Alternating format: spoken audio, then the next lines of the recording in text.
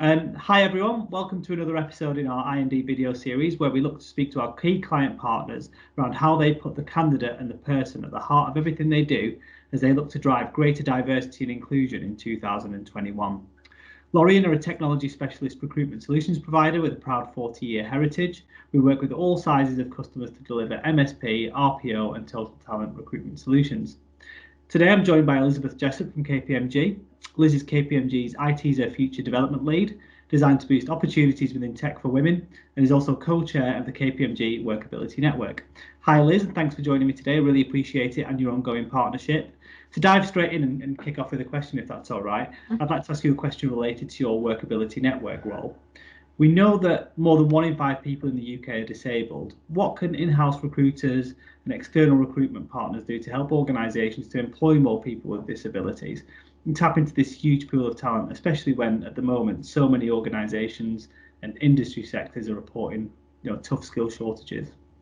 Yeah, there's probably 2 parts to this question. As you said, that's a really high sort of percentage of people, and actually most companies probably have more disabled workers than they actually realise. So 80% of all disabilities are invisible, and usually they are kind of ones that are underreported, and people often worry what would happen if they disclose a disability at work. So it's really important that companies and sort of the recruitment teams ensure that existing workers know where to go for support, adjustments, and you create a culture of openness and education around what disability means.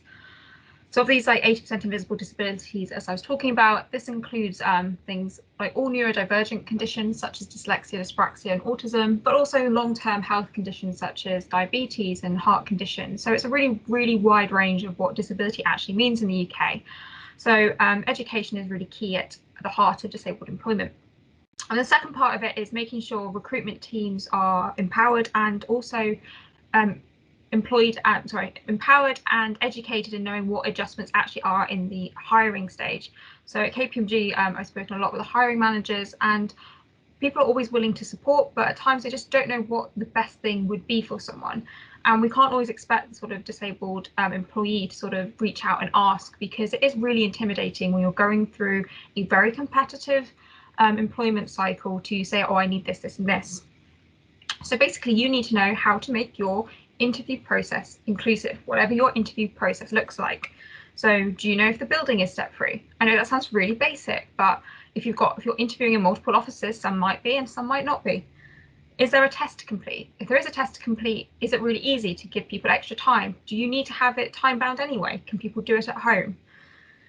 Do you ask candidates multiple times if they need adjustments? It's actually quite dangerous, I think, to use the word disabled all the time, because as I say, most people with a disability won't necessarily identify with the identity of being disabled, and that is totally fine, but they're probably quite comfortable and will recognise words like adjustments and support and things like that. So it's about making sure everybody is included in the process.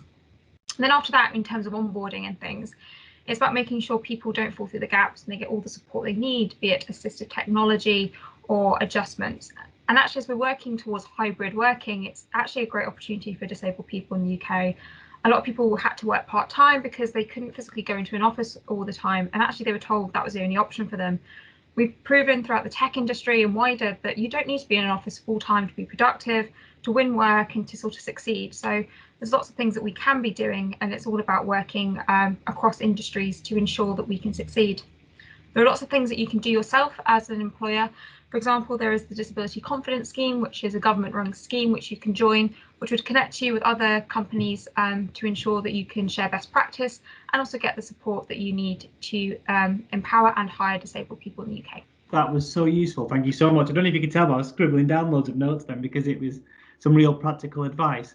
I really like what you said about a lot of it. It feels like it's about education of your current employees, because like you say, some people will be uncomfortable maybe flagging health issues or something like that. And it's almost like when we look at the other factors of I&D, it's marginal gains, isn't it? There's no one thing that can help you, conquer this area. It's all those things stacking up to make an overall difference. And I really love what you said about the pandemic being an opportunity. I think across the board it is an opportunity to now we're maybe a bit more flexible and a bit more agile to be able to be more inclusive and look through those extra channels. So thank you so much for that.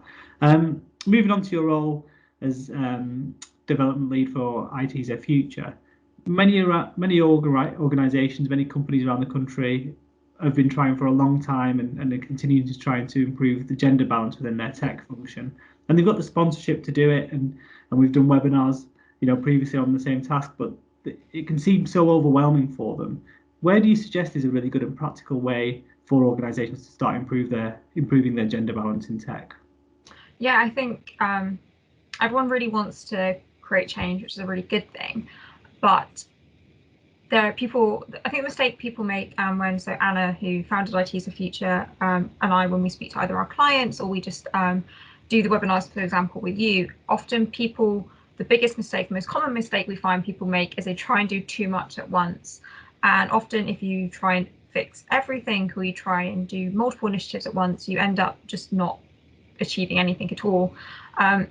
And it never comes from a bad place. It comes from a lot of people being very passionate and wanting to do everything really enthusiastically. But actually, we have sort of bottled down to what made IT's Their Future successful into just 5 very key pillars. So we believe if you have like very strong foundations, that you take whatever IDSE initiative you have and treat it as if it was any other program that you're running in your company, have really clear data, have really clear objectives, have a really clear strategy and structure. It often makes things easier because then you can prioritize. If you want to achieve, what's the most key thing for you and the wider firm strategy and values, for example, and just focus on that. Because if you start creating change in one area, the rest will follow. Small steps create big change. And the next thing is obviously people, making sure that we do recognise, obviously, a lot of time these programs don't have huge budgets. Really utilising sort of your existing staff that, most companies now allow people to either volunteer for things like this, ensuring that you can stretch and utilise your staff, making sure that they're also recognised that people aren't doing this at the side of the desk and feel underappreciated. And then again, as I was mentioning before, governance, making sure that you do work closely with your sponsors and that you really leverage their sort of ability to just shout about it, and also ensure that when people do volunteer, that they know that they are going to be held accountable, that even if they just do 10 minutes a day, 10 minutes a week, that's absolutely fine, but that all builds up to this great picture of change. And then making sure that, I think very important when we're talking about recruitment here, that you're not trying to do, say, recruitment's job. You're not trying to sort of take over anything. It's about working together and collaborating. It's about going, hi, I know you probably agree with us that you think, why aren't we hiring enough women? Why are our sort of ethnicity stats not good enough? And how can we help? How can we bring our sort of view into things to support? Is there any tasks we can take off you? Not taking over everything at all. So those are the sort of the key areas for us. And then it's always a case of building on top of that sort of day by day into making it bigger. So maybe for us, for example, we started with just mentoring and sort of recruitment, both student and experienced hire. But now we have over 16 different work streams all working together and working with other parts of KPMG to ensure that we can really continue our success. That's amazing. Thank you so much. And so interesting, because you guys have been on such a journey and had unbelievable success. But what I love about what you said there is the 10 minutes per day, 10 minutes per week, because a lot of this is people doing it from the side of the desk. And I think about myself as part of our internal network to do with D&I and actually to do sustainability as well. There'll be weeks go by where we're all so busy that I won't do anything. I'll feel really guilty. I think it's okay to tell people that, don't worry, like just do what you can when you can. We appreciate the effort that you do. So I think that'll be super comforting to people who see this.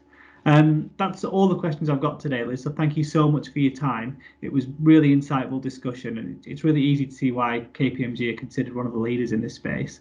Thanks very much, and I'll hopefully see you again soon. Thanks very much.